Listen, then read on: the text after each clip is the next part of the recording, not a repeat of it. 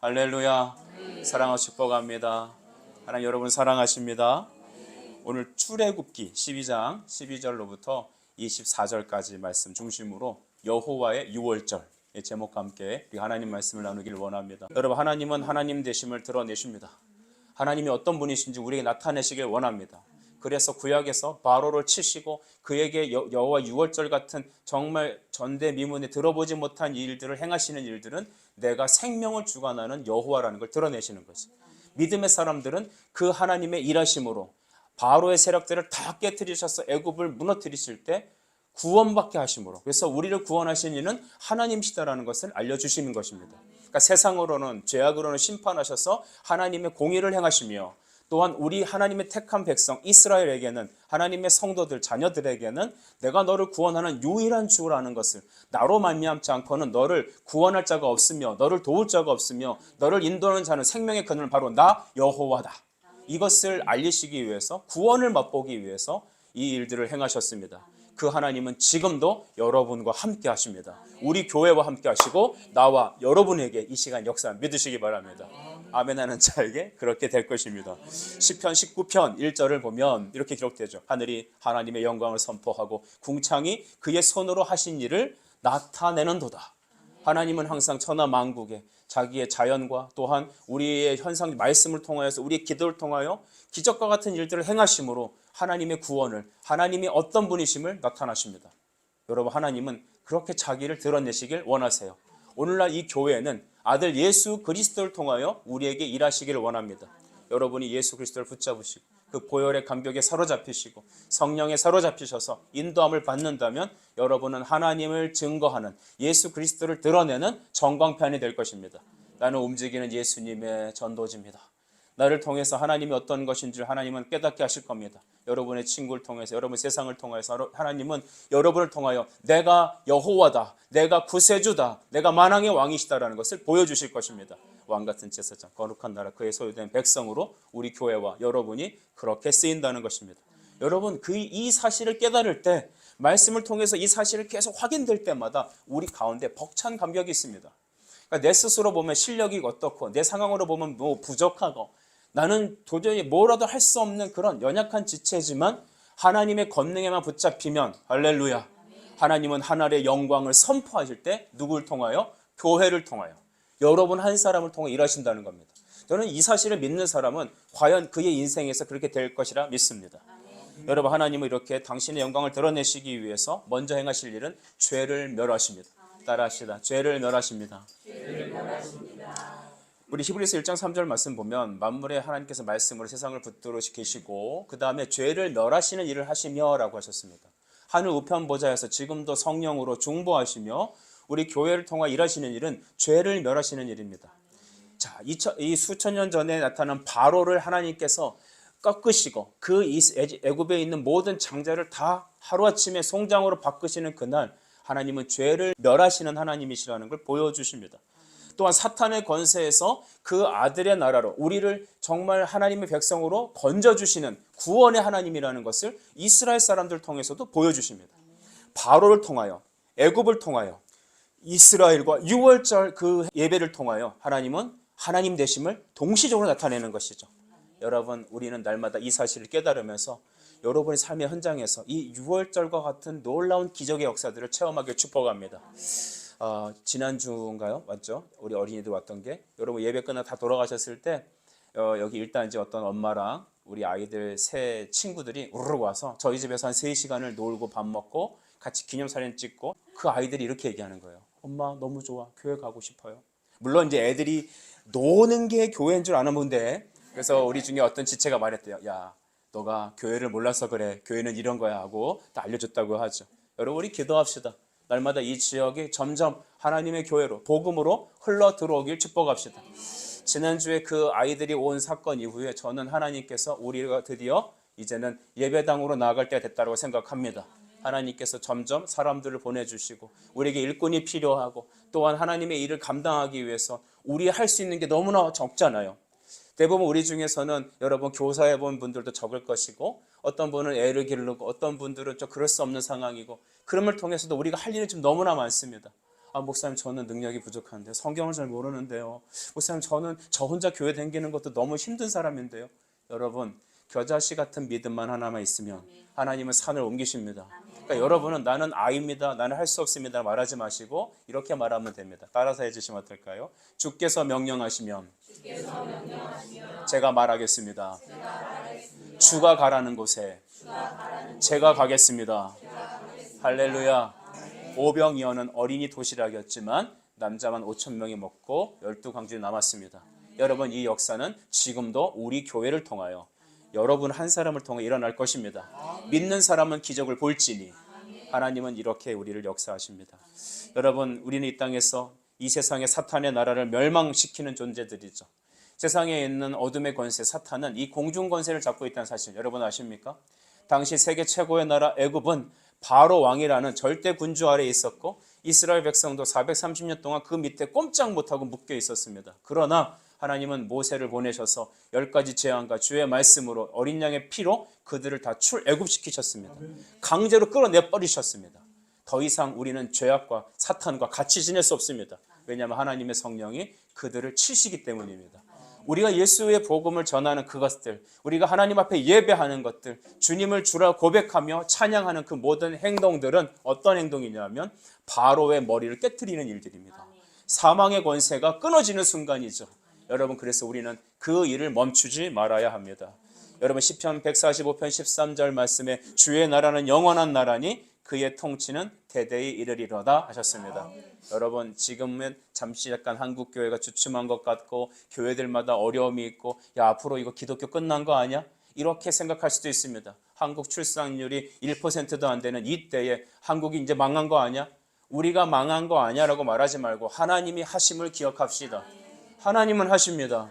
여러분 우리는 오병이어를 믿는다면 하나님은 죽은 자를 살리시는 분이 믿는다면 그는 사람이시고 부활하신 주님이시고 우리 안에 계시고 저 하늘 우편에 계심을 믿는다면 우리는 주님을 믿는 믿음으로 걸어갑시다. 하나님은 여러분으로부터 다시 시작하실 겁니다. 저는 오늘 세 가지 부분을 생각하면 첫째 하나님의 공의라는 거죠. 하나님은 공적으로 죄를 반드시 멸하시는 분. 두 번째 그의 은혜는 택한 백성 이스라엘은 구원하신다는 것입니다. 세 번째 이것을 그의 영원한 약속으로 인을 치셨다는 겁니다. 인은 도장이죠. 인호라고 해요. 도장. 주인백 내가 이것을 할 거야 하고 하나님께서 딱 맹세로 찍으셨어요. 그러니까 사람이 그러잖아요. 야 우리 다음에 밥 한 번 먹을까? 한국 사람이 말하는 밥 한 번 먹자는 그냥 하는 소리예요. 그러니까 독일 사람들, 유럽 사람들이 진짜 언제 먹을 건데 전화, 문자 보냅니다. 도대체 언제 먹냐? 나 스케줄 잡아야 된다. 그거 그냥 한 말이야. 그러니까 그거에 대해서 멘붕이 오는 거죠. 도대체 이 나라는 무슨 나라냐? 밥 한 번 먹자. 밥 한 번 먹자고 했는데 10년째 못 먹는 사람도 있어요. 그러나 여러분은 저와 한 번씩 밥을 먹길 바랍니다. 여러분 하나님의 세 가지 은혜 약속하시면 반드시 이루신다라는 것이죠. 첫 번째 공의는 무엇이냐? 12절 우리 12절 제가 읽습니다. 내가 그 밤에 애굽 땅에 두루 다니며 사람이나 짐승을 막론하고 애굽 땅에 있는 모든 처음 난 것을 다 치고 애굽의 모든 신을 내가 심판하리라. 나는 여호와라. 나는 여호와라. 선포하십시오. 여러분 입 밖으로 막 선포하세요. 말씀을. 내가 말씀을 선포하면 내가 말하는데 누가 들어요? 내가 듣고요. 또 하나님께서 들으시고 그 내가 뱉은 말을 하나님의 성령이 행하여 버리십니다. 놀라운 일이거든요. 기적 같은 일이에요. 창세기 12장 3절에 나오거든요. 내가 너를 저주한 자에게 저주할 것이고 내가 축복한 자를 내가 축복할 것이다. 크리스천의 말의 권세는 탁월합니다. 왜냐? 여러분 우리의 말의 권세는 예수 그리스도가 들으시고 성령께서 행하시기 때문입니다. 그래서 여러분 하나님은 어떤 일을 행하시냐면 애굽의 모든 일을 뭐 하시리라? 심판하신다고 했습니다. 여러분 우상은 무엇일까요? 애굽 사람들은 왜 그렇게 우상을 섬겼습니까?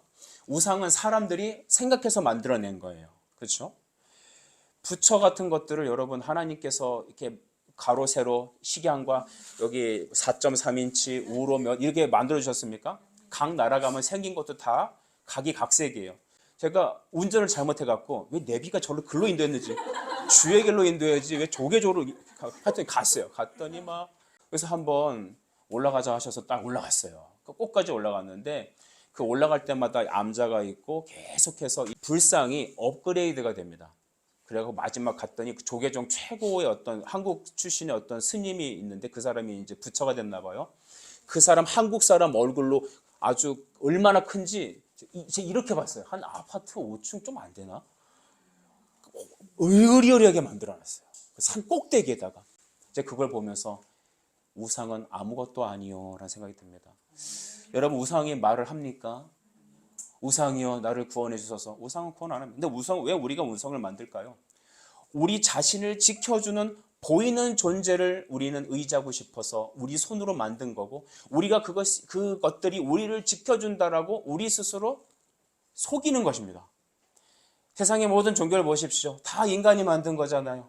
바다가 두려우니까 바다 용왕신을 만들어서 거기다가 제단을 만들고 사람을 인신제사하고, 이런 모든 어리석은 일들을 왜 합니까? 사람은 종교성이 있고 또 사람은 두려움이 있기 때문에 나를 지켜줄 그 무엇인가가 있어야 된다고 생각하기 때문에 종교를 만드는 겁니다. 그러니까 많을수록 어떻게 했어요? 좋죠. 애굽에 보면 다신교예요. 다신교. 그러니까 애굽의 10가지 재앙들은 다 뭐냐 하면 그 나라의 하나님 대신 섬기고 의지하는 모든 우상들 다 쳐버린 겁니다. 나일강이 그랬습니다. 여러분, 밭의 곡물의 풍요로움이 그랬겠죠. 파리대왕, 또 태양신, 다 여러분 이집트가 섬겼던 그런 것들입니다. 그 마지막에는 여러분 파라오의 왕자, 바로 사람의 첫 번째 장자를 다 쳐버린 거 아니겠습니까? 하나님은 애굽에 행했던 10가지 재앙은 우상을 파멸시키는 하나님의 역사입니다. 하나님은 지금도 사탄과 죄를 멸하십니다. 우상을 멸하십니다. 그런데 우리 안에도 우상이 있습니다. 여러분, 예수를 믿는 우리 안에도 우상이 있다는 거 기억하십니까? 이것을 우리가 깨닫는 것은, 우리가 지금 새벽 기도가 열왕기상을 묵상하고 있는데, 열왕기상에 나오는 모든 이스라엘 백성과 왕들이 하나님을 섬기긴 해요. 그런데 함께 모두 섬기냐면 우상도 섬깁니다. 이게 이스라엘의 패망의 원인입니다. 주일날 교회는 간대니까요. 심지어는 11조도 드린단 말입니다. 그런데 뭐가 문제냐면 삶의 대다수는 내가 우상을 섬깁니다. 여러분이 섬기는 우상하면 어떤 우상이 있겠습니까? 저는 단 하나로 자기 자신을 사랑하는 우상이라고 말하고 싶습니다. 하나님 사랑하는 게 원조가 아니에요. God first가 아니라 내가 우선이에요. 자기 사랑에 충만해 있어요. 그러니까 자기를 보호하기 위해서 외부적인 보이는 우상을 만든 겁니다. 우리의 또 다른 현대의 우상은 뭘까요? 돈입니다. 돈 싫어하는 사람이 있으면 오른발을 저 하늘 끝까지 한번 돌아보시기 바랍니다. 아무도 없기 때문에 다 돈 좋아하는 걸로 일괄 통과하도록 하겠습니다. 돈 싫어하는 사람 어디 있습니까? 길거리 가다 5만 원권이 막 날려요. 여러분, 그러면 주의 뜻대로 이루어지지. 이런 사람이 어디 있어요? 주님의 뜻이다 하고 잡잖아요. 여러분, 돈 싫어하는 사람은 없습니다. 그러나 우리는 하나님을 섬긴다 하면서 나라는 우상을 제일 섬기고 있습니다. 하나님 믿지 않아요. 내 행복, 자기 사랑에 묶여 있어요. 자기 사랑에 묶여 있는 자는 하나님 사랑이 없는 사람입니다. 근데 사탄은 항상 예수를 믿는 우리 안에 자꾸 자기 사랑을 불어넣어줘요. 우리가 말씀과 기도에 은혜가 없을 때 우리는 어떻게 될까요? 자기 사랑이 독버섯처럼 자라는 겁니다. 독버섯의 특징은 비만 오면 그렇게 머리를 디미대요. 그잖아요. 버섯 특징이 뭐예요? 비만 오면 그렇게 머리를, 썩은 고목나무에 되게 많죠. 그렇죠? 그러니까 썩은 나무에 되게 많아요. 그러니까 내가 하나님의 은혜로 내 마음이 프레쉬해지고 성령 충만하고 예수님의 은혜로 충만할 때는 독버섯이 자랄 여지가 별로 없어요. 하지만 내가 하나님의 은혜를 공급받지 못하고 바빠서 매일 발만 동동그려 살다 보면 어떤 일이 나냐면 내 마음의 죄성이, 자기 우상이 머리를 치켜들고 있습니다. 여러분, 그것은 바로입니다. 바로. 그래서 우리가 오락실 가면 해야 되는 게임 넘버원이 뭐라고 그랬죠? 두더지 잡기. 꼭 하시기 바랍니다. 언제 전교인 두더지 잡기 대회를 열어서 우리 안에 죄악을 다 꺾어버리자는 의미로 한 번씩 좀 두들겨 팼으면 좋겠습니다. 우리가 교회 이전하면 교회 현관 앞에다가 두더지 기계를 꼭 설치하다가 두더지 위에다가 교만, 욕심 뭐 다 이렇게 붙여갖고 한 번씩 다 이렇게 100원씩 넣고 100원은 성교비 이렇게 해갖고 이제 다 머리를 두둥기면서 육체 정욕을 이기림은 보혈의 능력 이렇게 하면서 이제 들어와야죠. 여러분, 웃자고 얘기했지만 이게 중요한 거예요. 여러분, 매일 말씀 기도하셔야 돼요. 두더지를 잡아라. 두더지를 잡아라. 여러분, 이사야 42장 8절에 주님은 말씀하시길, 나는 내 영광을 다른 신에게 주지 않을 것이며 내 찬송을 우상과 나누지 않을 것이다. 하나님은 다른 거는 그래도 용서하시고 또 우리 회개 요구하시지만 견디지 못하는 게 있어요. 그것은 바로 내 영광을 가로채는 우상을 향한 마음입니다. 여러분, 우리 안에 우상이 뭔지 점검하십시오. 자기 사랑에서 불거진 돈 사랑, 세상 사랑, 자기의 정욕 사랑, 자기. 그래서 우리의 삶에 항상 대화의 주제가 나 하면 안 돼요. 나는 기분이 어떻고 나는 어떻고 그런 거는 자기 사랑에 충만해 있는 거란 말입니다. 근데 주님이 나를 이렇게 하셨고, 여러분 우리의 주어가 I에서 주로 바뀌길 축복합니다. 예수가 어떻게 하셨다. 예수는 누구시냐? 오늘 예수님은 뭘 기뻐하실까? 주님 이 남자를 만날까요? 저 남자를 만날까요? 그렇게 따지지 말고, 우리 또 형제들은 어떻게 하죠? 주님 이 자매를 만날까요? 저 자매를 만날까요? 결국은 예쁜 자매 만나잖아요. 그렇게 하지 말고 주님 누구를 기뻐하시나이까? 주님 내가 무엇을 기뻐합니까? 항상 주께 우리 시선을 고정하는 여러분이 되길 축복합니다. 여러분, 하나님께서는 공의 하나님, 공의라는 것은 죄를 멸하시는 분이시죠. 출애굽기 34장 7절에는 이 공의 하나님이 왜 공이냐, 왜 죄를 반드시 멸하시려고 하느냐는 하나님의 속성을 볼 수 있습니다. 하나님의 속성은 뭐냐? 출애굽기 34장 7절인데 여러분 좀 기억하셨으면 좋겠어요. 인자를 천대까지 베풀며 악과 과실과 죄를 용서하리라. 하나님은 용서하시는 하나님, 하나님은 인자와 자비의 하나님이시다. 그러나 여기부터 시작돼요. 벌을 면제하지는 아니하시고 절대로 벌이 없던 걸로 퉁치지 않으십니다. 하나님 지금까지 있었던 거 없던 걸로 퉁치시죠. 지금부터 열심히 해보겠습니다. 안 된다니까요. 죄는 반드시 값을 치러야 된다니까요. 여러분, 우리가 2000년 전에 로마 시대 때를 한번 생각해 보시죠. 그 당시에는 로마 보면 이 노예 무역이 성행했잖아요. 사람을 가축으로, 사람이 자기의 주인의 재산 정도로 여겨졌습니다. 그들에게 인격은 없었습니다. 그런데 그런 노예들이 단돈 얼마에 팔리면 다른 사람의 소유로 이렇게 넘어가지 않습니까? 그래서 우리의 죄가 해결되고 우리가 하나님의 사람으로 됐다라는 것을 표현할 때 값을 주고 값을 지불해서 자유를 얻었다, 하나님의 자녀가 되었다라고 표현하는 겁니다. 반드시 죄는, 하나님은 벌을 면제하지 않으십니다. 죄를 반드시 심판하시고 죄의 값을 치르고 마십니다. 죄의 삭시 무엇인지 대답해 주십시오. 무엇입니까? 사망입니다. 육신이 죽는 것뿐만 아니라 우리 인생을 통해 나타난 수많은 어려움들이 있습니다. 첫 번째, 여러분은 질병에 고통받을 것입니다. 여러분은 평생에 죽어라 일을 해도 충분한 소득을 얻지 못할 수도 있습니다. 대다수 사람들은 자기가 죽어라 일해도 여러분 충분한 삶을 누리지 못합니다. 여러분 공감하지 않으십니까? 여러분은 학생 때부터, 어렸을 때부터 공부하시고 대학 갔다 오시고 직장 취업하시고 얼마나 많은 노력을 하고 계십니까? 그런데 번번이 우리 삶에서 이렇게 뻥뻥 터지는 금전사고들이 일어나죠. 이해할 수 없는 돈이 막 나가야 되죠. 내 능력은 부족하죠. 막 마음이 막 애가 타는 것 같아요. 또 그런 우리 부모님들을 보는 우리 자식들도 가슴이 아프고, 그런 현실을 보는 우리 상황이 너무나 고통스러워요. 하나님은 처음부터 여러분이 고통과 애통으로 사는 것이 당신의 본심은 아니셨습니다. 하나님은 인자의 하나님이기 때문입니다. 에레미야가 3장 33절에 나와 있잖아요. 내가 너희 고난당한 것이 내 본심이 아니란다. 무엇 때문입니까? 하나님의 손이 짧아진 것인가? 아니잖아요. 우리의 죄가 하나님과 우리 사이를 어떻게 한 것이다? 갈라놓은 것이다. 하나님이 능력이 없어서 여러분을 건져주지 못하는 게 아닙니다. 여러분을 고쳐주지 못하는 것이 아닙니다. 우리가 이렇게 고통당하는데 그냥 하나님이 그놈 쌤통이다, 당해봐라라고 계시는 게 아니라는 거죠. 하나님은 그 누구보다 애통해 하십니다. 여러분이 달려오고 계십니다. 근데 뭐가 문제일까요? 우리와 하나님 사이에 죄가 문제다라는 것입니다. 불신앙은 바로 그렇게 심각한 것입니다. 가정의 남편과 아내가 으르렁거리고 싸우게 되면 축복의 줄이 끊어져 버리는 것, 기도의 응답이 끊어지는 이유는 바로 그 죄 때문입니다. 여러분, 우리는 할 수 있는 대로 좋은 관계를 유지하고 축복합니다. 왜냐? 화목한 가운데 기도가 이루어지고 기도의 응답은 하나님의 젖줄이기 때문이죠. 여러분, 그러므로 우리 하나님께서는 반드시 이 죄를 멸하신다는 거 아니겠습니까? 죄를 멸하신다. 그래서 하나님께서는 공의로 이집트에 있던 바로 애굽, 하나님 백성 아닌 하나님을 대적하는 그 바로의 머리를 깨뜨리시기 위해서 이스라엘 전 모든 사람들의 첫 번째 태어난 장자들의 생명을 그날 밤에 다 싹 걷어가셨습니다. 여러분, 아까 입술로 말씀해 주셨죠. 죄의 싹, 값이 뭐라고요? 사망입니다. 영원한 지옥의 형벌입니다. 어떤 분들이 우리가 이렇게 질문할 수 있습니다. 아니, 하나님께서는 왜 어떤 사람은 구원하시고 어떤 사람은 왜 내버려 두는지 모르겠다. 실례로 애굽 사람들은 왜 저렇게 내버려 두시고 죽게 냅두시고 왜 이스라엘 백성들만 구원하실까? 애굽 사람 중에서 착한 사람 있습니다. 법 없이 살 수 있는 사람 있겠죠.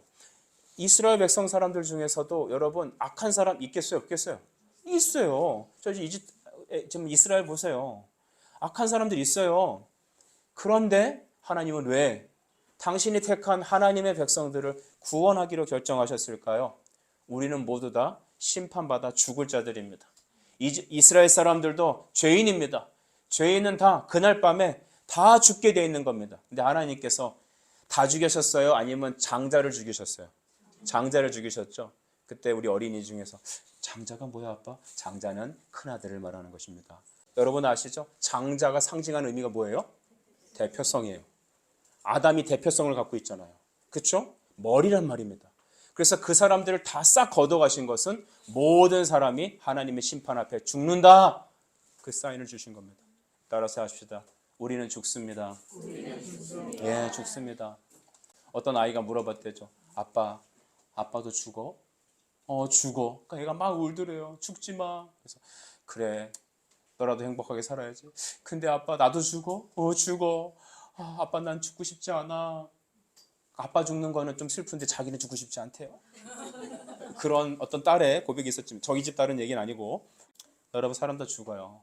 그 심판이 남의 집이라고 해서 우리 집 지붕에 폭탄 안 떨어졌다고 해서 물 건너처럼 생각하지 마십시오.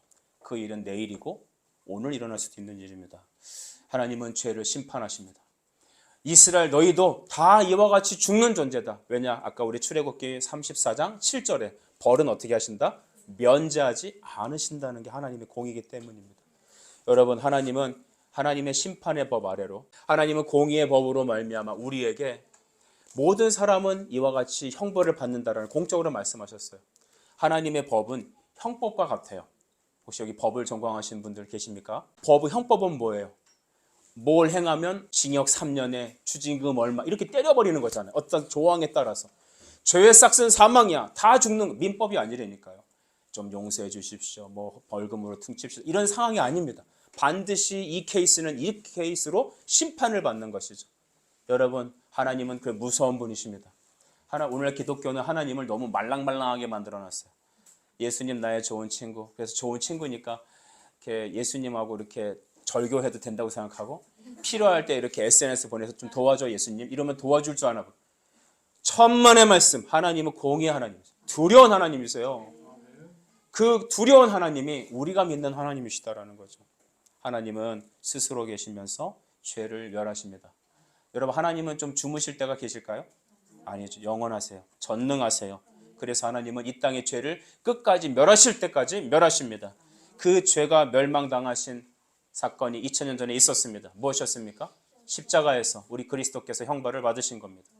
여러분 예수님께서 십자가 달리실 때 엘리 엘리 라마 사박단이라고 외치면서 절규하셨어요. 그것은 나의 하나님 나를 왜 버리십니까? 라는 것이죠.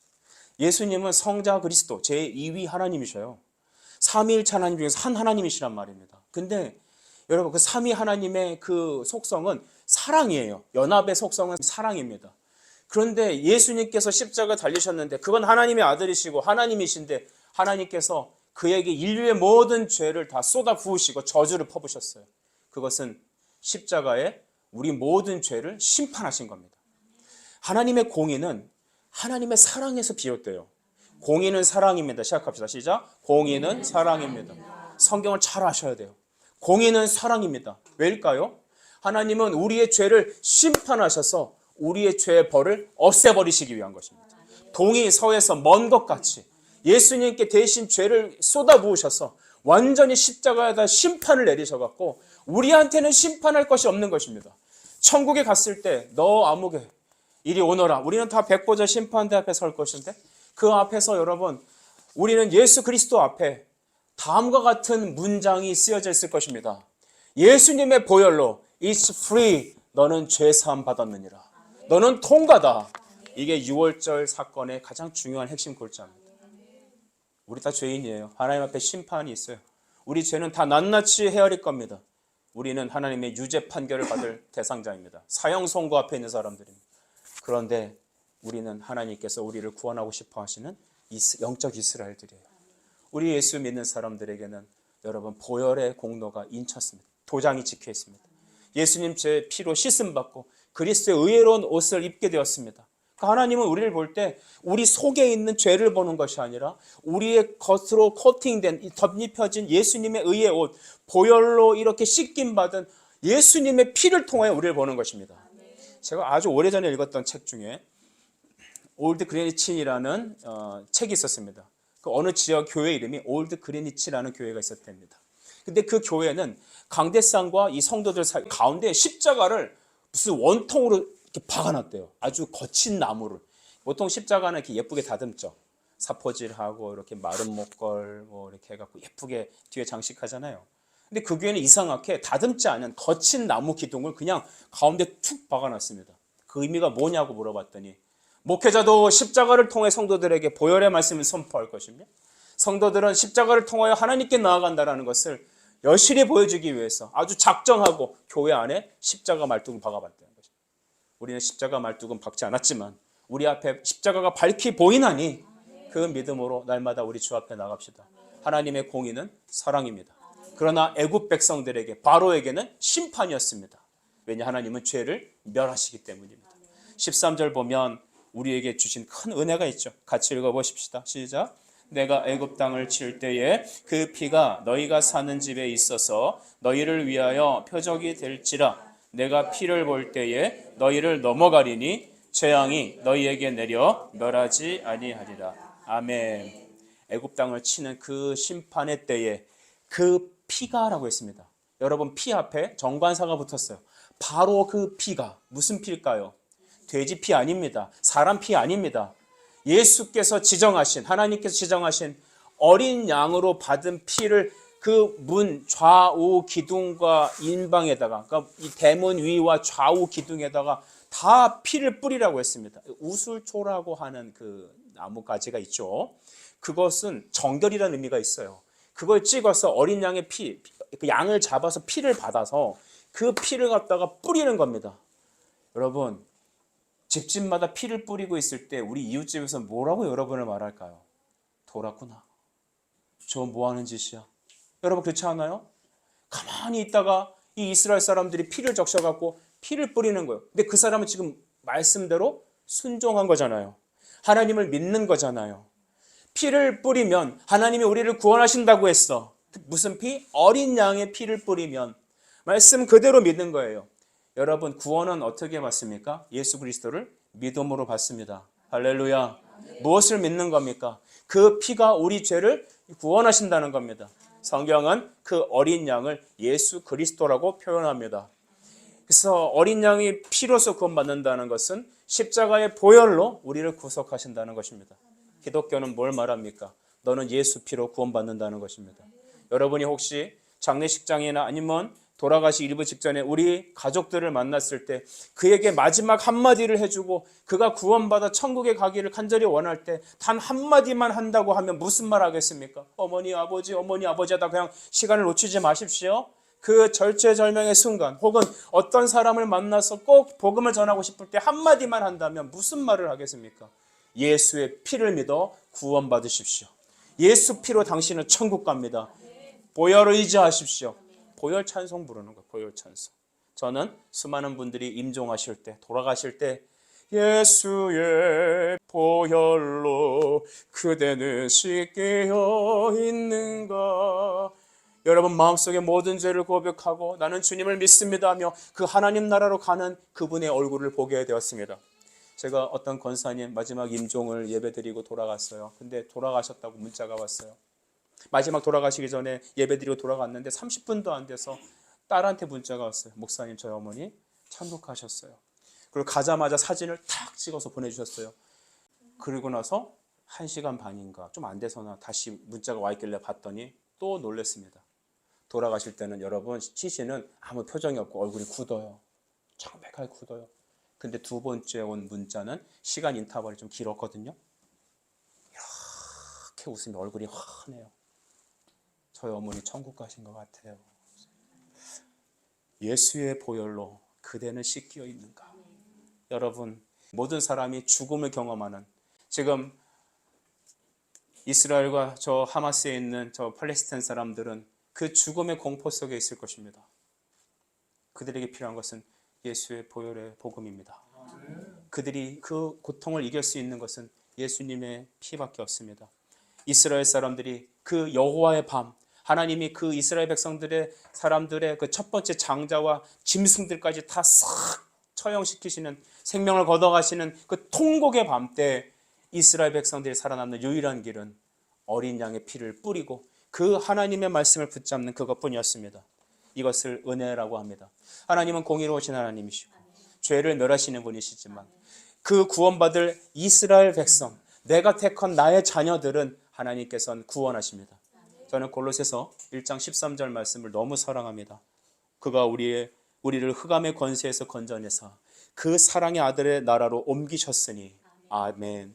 그 아들 안에서 우리가 속량 곧 죄사함을 받았느니라 했습니다. 흑암의 권세에서, 그 두려움의 애굽의 땅에서 우리를 건져내셨습니다. 무엇으로? 어린 양의 피로써 구원하셨습니다. 여러분, 피 때문에 구원받았습니다. 예수님의 피 때문입니다. 그 피는 값이었습니다. 우리가 잘 아는 레위기 17장 11절은 피는 생명이라고 했잖아요. 그러니까 피를 흘리는 것입니다. 예수님, 우리에게 질문하고 싶지 않아요? 성경을 통해서 여러분 질문하고 싶은 게 많아요? 없어요? 없으면 여러분 성경에 관심이 없는 것입니다. 성경에 질문할 게 많아야 돼요. 하나님, 왜 다른 방법으로 구원하지 않습니까? 한 돈 30억 드리면 구원받을 수, 그럼 지금부터 적금을 들면 되잖아요. 개를 묻으면 되잖아요. 구원개, 그런 거. 왜 여러분, 우리는 이렇게 이해하기 힘든 피 뿌림의 방식으로, 피를 믿어야 된다는 방식으로 구원을 받아야 될까요? 이거 하나님이 정하신 거예요. 하나님이 정하신 거예요. 하나님의 속성은 거룩하신 분입니다. 죄를 용납하지 않으신다. 그러나 우리는 죄인이 되었습니다. 그러나 하나님, 우리에 대한 포기하실 수 없는 당신의 사랑으로 인하여 그 아들을 희생을 시키셔서 우리의 죄를 다 담당시키셔 버리셨습니다. 그리고 말갛게 씻으신 지체로 우리를 이제 출애굽시키는 거 아니시겠습니까? 하나님께서는 피 때문에 우리를 구원하셨습니다. 여러분, 우리의 기쁨은 무엇이냐 하면 우리가 보혈로 구원을 받았다는 사실이죠. 저는 로마서 5장 8절을 우리가 같이 암송도 하고 꼭 같이 읽기를 원해요. 로마서 5장 8절은 하나님의 사랑에 대해서 우리에게 말씀하십니다. 우리가 아직 죄인 되었을 때에 그리스도께서 우리를 위하여 죽으심으로 우리에 대한 자신의 사랑을 확증하셨느니라. 보여주셨다고 말씀하십니다. 여기에 언더라인 쫙 별표 딱 쳐야 되는 거죠. 하나님 우리를 사랑하셔서 우리가 구원받아야 될 필요성도 모르는 그 무지한 상황에 있는 우리를 위해서 하나님이 행하신 일은 바로 그 아들 예수를 십자가 죽이셨다는 겁니다. 어린 양의 피 흘리듯이, 피를 뿌리듯이 주님은 우리를 위하여 그 어린 양이 되셔서 피를 흘리신 것입니다. 이것을 믿을 때 여러분, 우리는 대속의 은혜를 받는 것이죠. 구원은 대속입니다. 따라할까요? 대속의 은혜. 시작. 대속의 은혜. 대속이라는 것은 대신 죄를 갚으셨다. 속이라는 것은 값을 지불해서 구원했다는 뜻입니다. 여러분, 값을 지불해서 구원받은 거예요. 그러니까 내 노력으로 구원받은 사람이 여기 아무도 없어요. 하나님이 99% 은혜 줬으니까 네가 열심히 노력해서 구원받아라. 이거는 아니에요. 하나님의 구원을 먹칠하는 거예요. 그런 구원은 있을 수 없어요. 100% 하나님이 우리에게 구원 주신 거예요. 그것을 믿습니다 할 때 보혈의 은혜로 구원받는 거예요. 그래도 목사님, 그래도 피는 칠했잖아요. 그게 공로예요? 여러분이 밥숟가락을 입에 떠 넣었다고 그게 여러분의 공로입니까? 엄마가 안 차려주면 그게 공로예요? 내가 먹었으니까 다 내가 한 거야. 이런 사람들은 아니죠. 그런 분들은 진실의 방에 좀 가서 훈련을 받아요. 여러분, 다 하나님의 공로입니다. 여러분, 고린도전서 5장 7절은 바로 예수님께서 그 6월절에 어린 양으로 희생됐다라고 말씀하시는 겁니다. 성경은 성경을 해석해야 되는 거죠. 이 6월절에 어린 양의 피 흘렸던 장면은 예수님께서 바로 십자가에서 희생하신 그 피를 미리 보여주신 것입니다. 대신 구원받았습니다. 그래서 믿는 우리에게는 십자가는 능력입니다. 믿지 않는 세상 사람들에게 십자가는 장신구일 수 있어요. 하지만 우리에게는 무엇입니까? 하나님의 구원의 능력이 되는 것입니다. 14절에 주님은 이 날을 영원히 기억하고 기념하여서 영원한 규례로 삼아라 라고 말씀하셨죠. 14절 읽습니다. 너희는 이 날을 기념하여 여호와의 절기를 삼아 영원한 규례로 대대히 지킬. 아멘. 대대로 지켜라, 기념하라 했습니다. 이스라엘 백성들은 출애굽한 이후에 해마다 제7월 15일부터 무교절을 지내면서 또한 대속죄일로 대제사장이 어린 양의 피를 받아다, 송아지의 피를 받아다가 바로 이 지성소 안에 들어가서 그 소뿔 있잖아요. 우가구에다 담아서 그거를 지성소 위에 보면 시은좌라고 시은소라는 이렇게 피를 받는 이제 피바지가 있어요. 거기다 쏟아 부을 때 하나님께서는 이스라엘의 모든 죄를 용서하셨다고 임재하시고 선포하셨습니다. 그것이 바로 여러분 그 지성소는 무엇입니까? 그리스도의 육체죠. 예수님이 죽으실 때 어떻게 되셨습니까? 성전 안에 있는 휘장이 위에서부터 아래로 쫙 찢어져서 지성소 내부가 오픈되었습니다. 이것은 예수님의 십자가의 사역이 완성됐다는 걸 말하잖아요. 그래서 이 날을 기념하여 영원히 지켜라라는 것입니다. 다른 말로 말하면 우리가 구원받은 이것을 영원히 갖고 지켜라는 것입니다. 여러분 우리가 교회 다니시는 분들이 십자가 설교를 듣기를 너무 싫어하시는 것 같아요. 목사님은 십자가밖에 할 말이 없습니까? 성경이 말하는 게 십자가예요. 성경의 모든 역사는 십자가로 봐야 뚫리게 되어 있어요. 이것을 구속의 역사다 해서 구속사라고 합니다. 구속사가 아니면 성경을 볼 수 없고 우리 예수 믿은 우리는 하나님의 구원의 역사 속에 있기 때문에 구원을 빼고 다른 것으로 얘기할 수가 없습니다. 뭘 얘기할 겁니까? 예수 믿으면 복이 와요? 착하게 살면 하나님이 기뻐하세요? 그것은 도덕적으로도 많이 얘기하는 거잖아요. 그러나 우리 하나님이 말씀하시려는 것은 예수 피로 구원받았다는 것을 영원히 지키라는 것입니다. 우리 교회는 앞으로 하나님이 많은 일도 하시게 하실 겁니다. 이 지역의 많은 사람들을 구원하게 하실 것입니다. 하나님은 우리를 영원히 구원하실 것입니다. 영원한 일들 시키실 겁니다. 그런데 여러분 저는 한편으로는 우려되기도 하고 여러분에게 꼭 부탁드리고 싶은 일이 있습니다. 요한계시록에 보면 첫 번째 있었던 교회 에베소 교회를 여러분 기억하시나요? 에베소 교회는 어땠습니까? 첫사랑을 잃어버린 교회 아니겠습니까? 그들은 너무나 많은 일들을 했습니다. 선한 일을 많이 하고 충성하고 그와 같이 충성하고 큰 일들을 하는 좋은 교회가 없을 것입니다. 아마 여러분 소아시아에 가서 어떤 성도가 저 이사 왔는데 어느 교회 가면 좋을까요? 에베소 교회 가라고. 그렇게 하지 않을까요?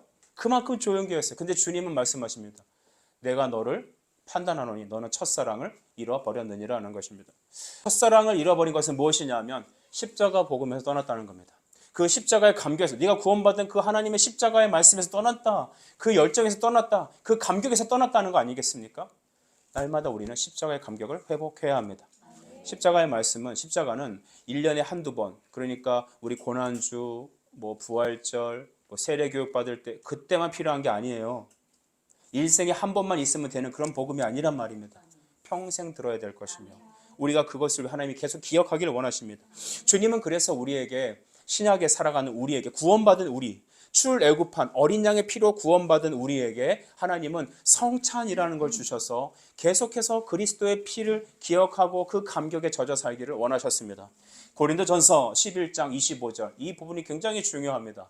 고린도전서 11장 25절 식후에 또한 그와 같이 잔을 가지시고 이르시되 이 잔은 내 피로 세운 새 언약이니 이것을 행하여 마실 때마다 따라합시다. 나를 기념하라 하셨으니 시작. 나를 기념하라 하셨으니.